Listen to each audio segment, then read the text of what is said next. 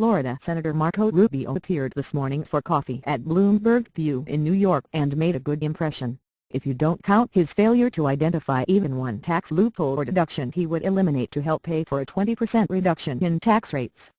But he didn't make any news until he was on the way out and a bunch of reporters from other news organizations were out of earshot. I asked Rubio if he thought it was a good idea for Romney to declare China the currency manipulator on day one of his presidency.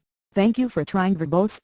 This recording will go away once the product has been purchased, as the former governor of Massachusetts has repeatedly promised to do. No, not really, Rubio said. It could kick off a trade war that would be bad for the economy.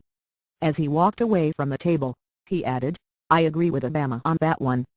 Rubio is right, of course, as anyone in the business community, including Romney, understands.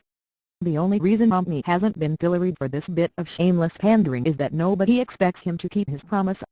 This view that he will back off immediately after taking the thank you for trying, verbose. This recording will go away once the product has been purchased. Both is simultaneously cynical and politically ignorant. Romney's promise is so specific, and so lacking in escape hatches, that it's a sure bet he would feel obliged to keep it. Otherwise, within 24 hours of his swearing-in he would be pilloried by the press for breaking a major promise. If he immediately confirmed all of the Democrats' attacks about his lack of constancy, his honeymoon would be over before it even started. Presidents break campaign promises all the time, of course, but there is no history of a president backing off a day one promise. Thank you for trying, verbose. This recording will go away once the product has been purchased. President Bill Clinton had to retreat from a campaign promise to crack down on China in the wake of Tiananmen Square, vaguely suggesting he might not let China obtain most favored nation status. But the promise was so open-ended and unspecific that it was easily skirted.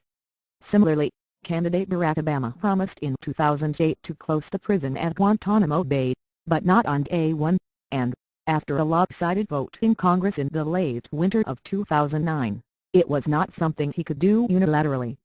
By contrast, each of the executive orders Obama promised to sign on day one, thank you for trying, verbose.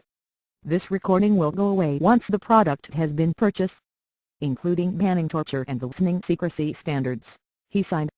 Had he not done so, he would have been accused of breaking pledges even before the inaugural scaffolding was down. The same would happen to Romney should he renege. We all know that the Chinese do indeed manipulate their currency, and calling them out on various trade abuses, as Obama did on tires, is important. The U.S. government must push back on a variety of fronts to keep the pressure on for fair trade. But officially designating China as a currency manipulator, the formal finding, thank you for trying, verbose.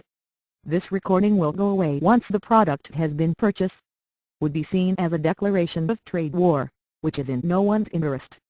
If you don't believe me, check with Mayor Michael Bell and the business community of Toledo, Ohio, where thousands of new jobs have been created through joint ventures between U.S. firms and the Chinese. Those jobs, and thousands of others, would immediately be at risk. Romney knows this perfectly well, as do all of his friends and business associates. But unlike Rubio, he will say anything to try to gain the political advantage. Why this doesn't seem to bother his supporters is thank you for trying, verbose. This recording will go away once the product has been purchased. Beyond me.